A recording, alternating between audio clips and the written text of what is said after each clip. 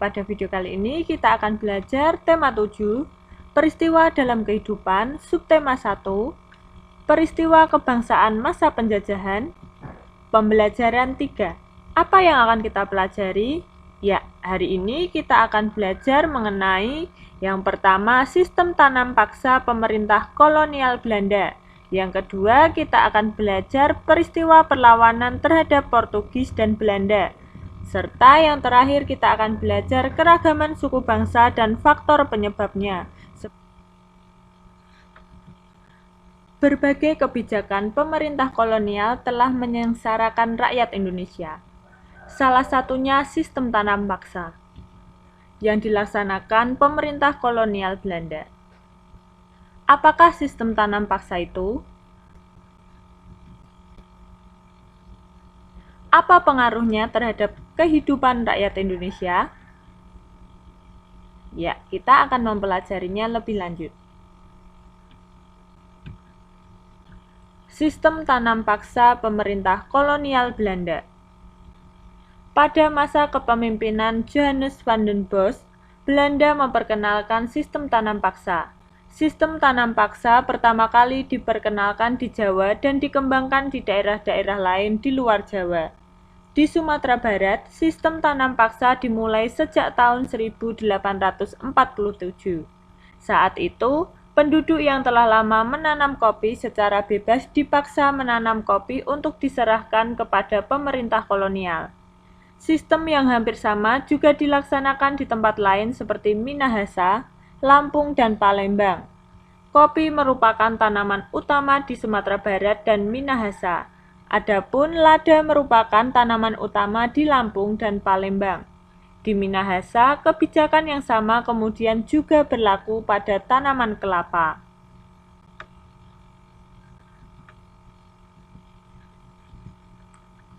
Pelaksanaan tanam paksa banyak terjadi penyimpangan, di antaranya sebagai berikut. Yang pertama, jatah tanah untuk tanaman ekspor melebihi 1/5 tanah garapan, apalagi jika tanahnya subur. Yang kedua, rakyat lebih banyak mencurahkan perhatian, tenaga, dan waktunya untuk tanaman ekspor sehingga banyak yang tidak sempat mengerjakan sawah dan ladang sendiri. Yang ketiga, rakyat yang tidak memiliki tanah harus bekerja melebihi 1/5 tahun.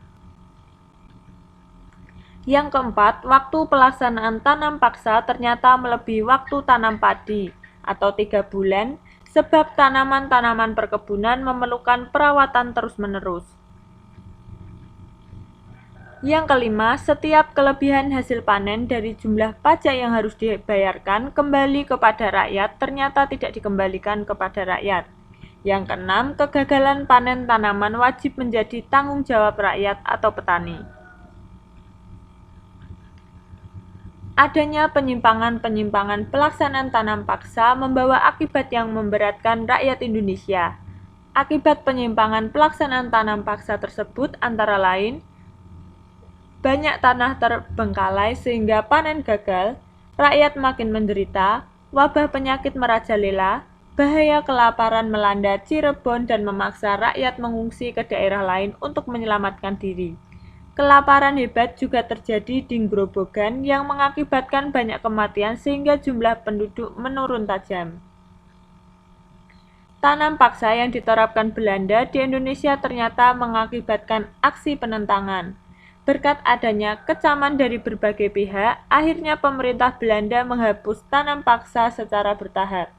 Salah satu tokoh Belanda yang menentang sistem tanam paksa adalah Douwe Dekker dengan nama samaran Multatuli.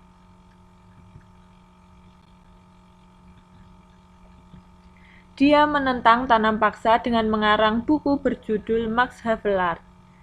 Edward Douwe Dekker mengajukan tuntutan kepada pemerintah kolonial Belanda untuk lebih memperhatikan kehidupan bangsa Indonesia karena kejayaan negeri Belanda itu merupakan hasil tetesan keringat rakyat Indonesia.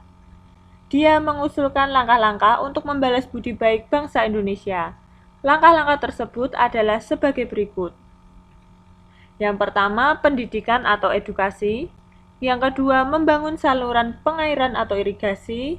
Yang ketiga, memindahkan penduduk dari daerah yang padat ke daerah yang jarang penduduknya atau transmigrasi. Ayo temukan kosakata baku dan kata serapan pada bacaan yang berjudul Sistem Tanam Paksa Pemerintah Kolonial Belanda. Kemudian carilah arti katanya. Kamu dapat mencarinya di Kamus Besar Bahasa Indonesia, bertanya kepada guru, atau berdiskusi. Ya, perhatikan cara-cara menggunakan kamus berikut. Yang pertama, pilihlah sebuah kata dari daftar kosakata barumu, misalnya pilar. Yang kedua, bukalah kamusmu. Carilah daftar kata-kata yang dimulai dengan huruf awal P. Ingat, setiap kata pada kamus selalu diurutkan berdasarkan urutan abjad. Yang ketiga, dalam daftar kata yang berhuruf awal P, carilah daftar kata yang dimulai dengan P.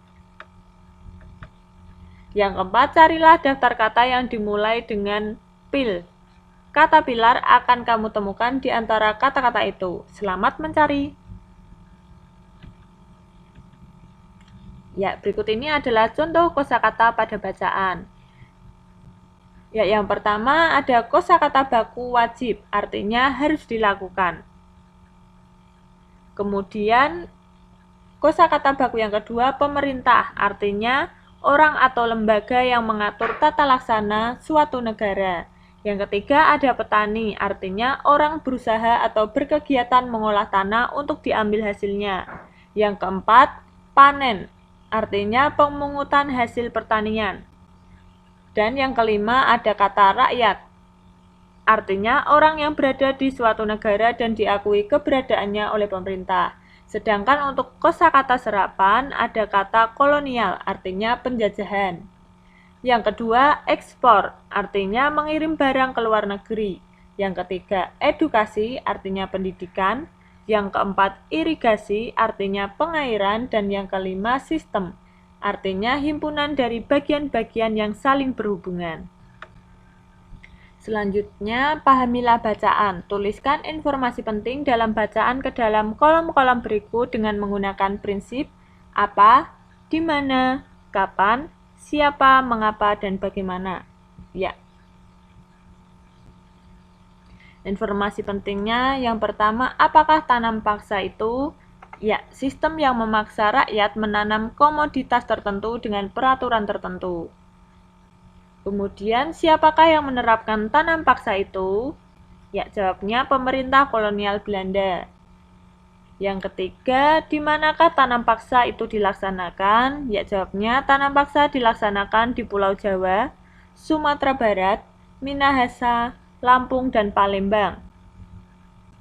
Kemudian, bagaimana tanam paksa dilaksanakan? Ya, sistem tanam paksa dimulai sejak tahun 1847 ketika penduduk yang telah lama menanam kopi secara bebas dipaksa menanam kopi untuk diserahkan kepada pemerintah kolonial.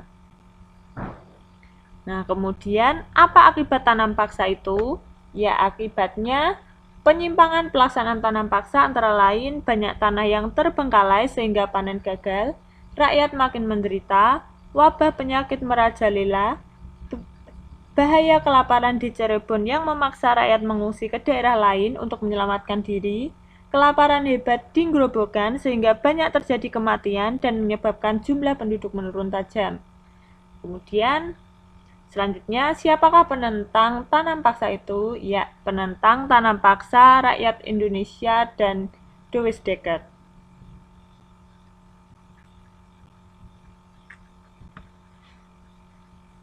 Ya, berikutnya kita akan membaca teks bacaan yang berjudul Reaksi Rakyat Indonesia Terhadap Pemerintah Kolonial. Menjelang kedatangan bangsa Eropa, masyarakat di wilayah Nusantara hidup dengan tentram di bawah kekuasaan raja-raja. Kedatangan bangsa-bangsa Eropa di Indonesia mula-mula disambut baik oleh bangsa Indonesia. Namun, lama-kelamaan, rakyat Indonesia mengadakan perlawanan karena niat jahat bangsa-bangsa Eropa itu mulai terkuak dan diketahui oleh bangsa Indonesia. Perlawanan-perlawanan yang dilakukan rakyat Indonesia disebabkan orang-orang Barat ingin memaksakan monopoli perdagangan dan berusaha mencampuri urusan kerajaan-kerajaan di Indonesia. Kemudian ada peristiwa perlawanan terhadap Portugis. Setelah Malaka dapat dikuasai oleh Portugis pada tahun 1511, terjadilah persaingan dagang antara pedagang-pedagang Portugis dan pedagang di Nusantara. Portugis ingin selalu menguasai perdagangan, maka terjadilah perlawanan-perlawanan terhadap Portugis. Perlawanan tersebut antara lain sebagai berikut. Yang pertama, Sultan Ali Mughayat Shah tahun 1514 sampai 1528 berhasil membebaskan Aceh dari upaya penguasaan bangsa Portugis. Yang kedua ada Sultan Alauddin Riayat Shah tahun 1537 sampai 1568 berani menentang dan mengusir Portugis yang bersekutu dengan Johor. Yang ketiga, Sultan Iskandar Muda tahun 1607 sampai 1636. Raja Kerajaan Aceh yang terkenal sangat gigih melawan Portugis adalah Iskandar Muda. Pada tahun 1615 dan 1629, Iskandar Muda melakukan serangan terhadap Portugis di Malaka. Pada awalnya, Portugis diterima dengan baik oleh raja setempat dan diizinkan mendirikan benteng. Namun, lama-kelamaan rakyat Ternate mengadakan perlawanan karena Portugis serakah, ikut campur dalam pemerintahan, membenci agama rakyat Ternate, dan bersikap sewenang-wenang. Rakyat Ternate dipimpin oleh Sultan Hairun bersatu dengan Tidore melawan Portugis sehingga Portugis terdesak. Pada waktu terdesak, Portugis mendatangkan bantuan dari Malaka dipimpin oleh Antoni Galvo sehingga Portugis mampu bertahan di Maluku. Pada tahun 1565, rakyat Ternate bangkit kembali di bawah pimpinan Sultan Hairun. Portugis berusaha menangkap Sultan Hairun, tetapi rakyat bangkit untuk melawan Portugis dan berhasil membebaskan Sultan Hairun dan tawanan lainnya.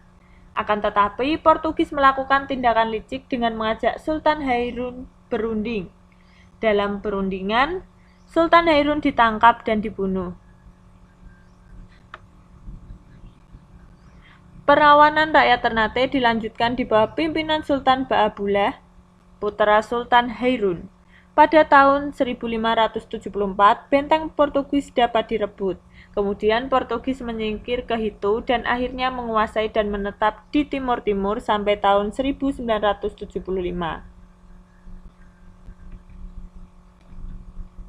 Berdasarkan bacaan, isilah kolom-kolom berikut sesuai dengan informasi yang kamu dapatkan dari bacaan.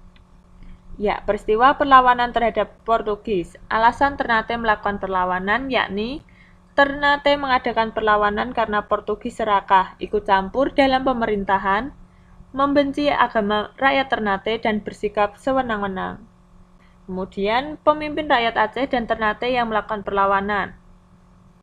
Jika di Aceh ada Sultan Ali Mughayat Shah tahun 1514 sampai 1528, kemudian Sultan Alauddin Riayat Shah tahun 1537 sampai 1568, dan yang terakhir ada Sultan Iskandar Muda tahun 1607 sampai 1636. Sedangkan di Ternate ada Sultan Hairun dan Sultan Baabullah. Selanjutnya hasil perlawanan. Jika di Aceh berhasil membebaskan Aceh dari upaya penguasaan bangsa Portugis, kemudian mengusir Portugis yang bersekutu dengan Johor. Sedangkan di Ternate, benteng Portugis dapat direbut, kemudian Portugis menyingkir ke Hitu. Akhirnya Portugis menguasai dan menetap di Timur Timur.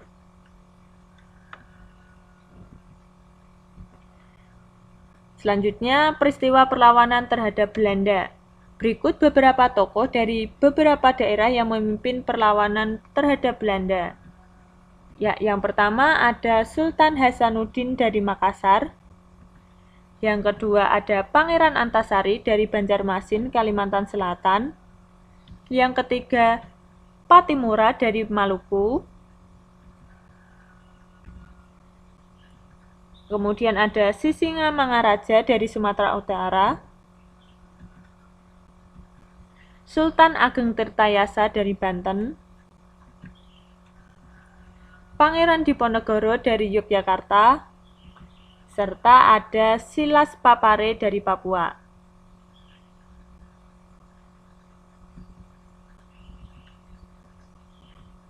Perlawanan terhadap para penjajah di berbagai daerah banyak mengalami kegagalan. Salah satu sebabnya adalah perlawanan yang dilakukan masih bersifat kedaerahan dan secara sendiri-sendiri. Dengan demikian, perlawanan itu tidak akan kuat dan mudah diadu domba oleh penjajah. Negara kita sangat luas wilayahnya dan beragam pula sosial budayanya. Seandainya setiap daerah, suku, dan golongan bersatu padu melawan penjajah, niscaya penjajah dapat kita usir sejak dahulu kala.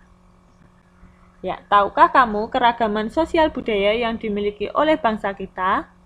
Ya, ayo kita cari tahu. Ya, keragaman sosial budaya di Indonesia. Budaya merupakan segala sesuatu yang dihasilkan oleh akal budi manusia. Adapun wujud budaya yaitu gagasan atau ide, misalnya kepercayaan, tindakan, misalnya upacara adat dan seni pertunjukan, serta benda, misalnya pakaian adat dan senjata tradisional. Selain sebagai identitas, kebudayaan juga sebagai kepribadian suatu bangsa. Negara kita mengembangkan kebudayaan daerah dalam rangka memperkaya kebudayaan nasional. Hubungan antara keduanya sangat erat karena kebudayaan nasional bersumber dari kebudayaan daerah. Kebudayaan nasional lahir sebagai hasil usaha akal budi atau pikiran seluruh bangsa Indonesia yang terdiri atas beragam ras dan suku. Faktor penyebab keragaman bangsa Indonesia. Indonesia merupakan negara kesatuan yang masyarakatnya majemuk. Bangsa Indonesia terdiri atas beberapa suku bangsa yang menyebar dari Sabang, ujung Sumatera Utara, sampai Merauke, ujung Papua. Faktor keturunan. Yang pertama ada ras Indonesia. Yang pertama, ras di Indonesia. Berdasarkan ciri-ciri fisiknya, masyarakat Indonesia dapat dibedakan menjadi 4 kelompok ras sebagai berikut. Yang pertama, kelompok ras Papua Melanozoid, terdapat di Papua, Pulau Aru, Pulau Kai. Yang kedua, kelompok ras Negroid, antara lain orang Semang di Semenanjung Malaka, orang Mikopsi di Kepulauan Andaman. Yang ketiga, kelompok ras Wedoid, antara lain orang Sakai di Siak Riau, orang Kubu di Sumatera Selatan dan Jambi, orang Tomuna di Pulau Muna, orang Enggano di Pulau Enggano, dan orang Mentawai di Kepulauan Mentawai.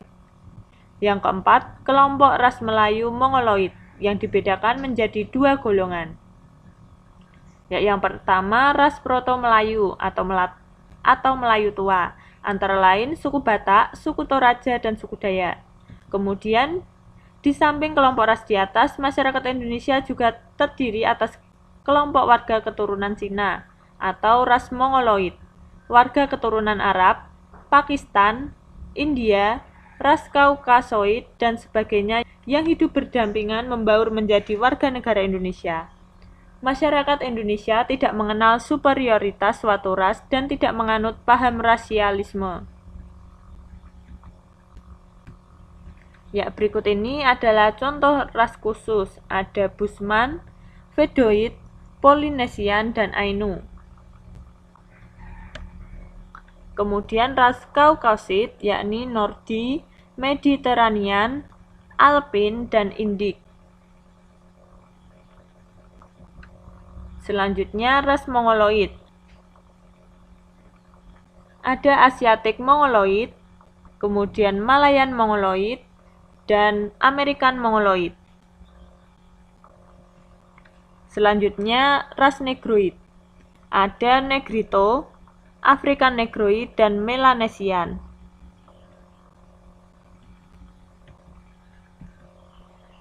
Kemudian suku di Indonesia. Masyarakat Indonesia yang majemuk terdiri atas beberapa suku bangsa atau etnis. Tiap-tiap suku bangsa memiliki bahasa dan adat istiadat serta budaya yang berbeda. Di suatu daerah mungkin terdapat beberapa suku, sebagai contoh di Sumatera terdapat suku Aceh, suku Melayu, dan suku Batak. Di Pulau Jawa terdapat suku Betawi, suku Sunda, suku Osing, dan suku Jawa. Bagaimana dengan daerahmu? Suku apa sajakah yang ada?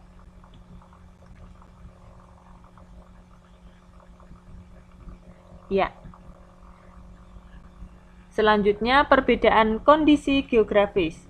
Perbedaan kondisi geografis turut berdampak pada munculnya berbagai ragam mata pencarian. Contohnya perikanan, pertanian, kehutanan, dan perdagangan.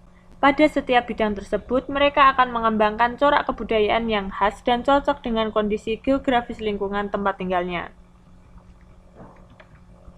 Yang keenam, pengaruh kebudayaan luar. Bangsa Indonesia adalah contoh bangsa yang terbuka. Keterbukaan ini dapat dilihat dari besarnya pengaruh asing dalam membentuk keberagaman masyarakat di seluruh wilayah Indonesia. Pengaruh asing yang pertama ialah ketika orang-orang dari India, Cina, dan Arab kemudian disusul oleh orang-orang dari Eropa. Bangsa-bangsa tersebut datang dengan membawa kebudayaan masing-masing. Ya, nah ini adalah tugas mengenai suku-suku yang ada di Indonesia. Ya, di Pulau Sumatera ada suku Aceh, suku Batak, suku Minang, suku Melayu. Kemudian di Pulau Kalimantan terdapat suku Dayak. Sedangkan di Pulau Sulawesi ada suku Bugis, suku Toraja. Nah, selanjutnya suku di Kepulauan Maluku ada suku Alifuru. Sedangkan suku di Pulau Jawa ada suku Betawi, suku Jawa, suku Sunda. Nah, selanjutnya suku di Pulau Bali dan Nusa Tenggara ada suku Bali dan suku Sasak. Dan yang terakhir suku di Pulau Papua ada suku Dani, suku Asmat. Syukur adalah ucapan yang tepat atas keberagaman sosial budaya bangsa kita. Melestarikan adalah tindakan yang tepat ketika menyaksikan kebudayaan-kebudayaan dari berbagai suku bangsa di Indonesia. Adapun kerukunan merupakan cita-cita yang harus diwujudkan ketika melihat berbagai perbedaan suku bangsa yang ada di Indonesia. Dalam sikap saling menghargai keberagaman sosial budaya, kita dilarang membeda-bedakan. Kita dilarang menganggap bahwa suku bangsa kita sendiri lebih tinggi dibandingkan dengan suku bangsa lain. Kita juga dilarang merendahkan budaya dari suku bangsa lain. Pada dasarnya, kebudayaan daerah menyumbang bagi kekayaan budaya nasional. Akan lebih membanggakan lagi jika kita tidak hanya mengenal budaya dari suku bangsa lain, tetapi juga mengerti maknanya dan turut melestarikannya. Demikian pembelajaran pada video kali ini, semoga bermanfaat ya, dan sampai jumpa di pembelajaran berikutnya. Bye-bye.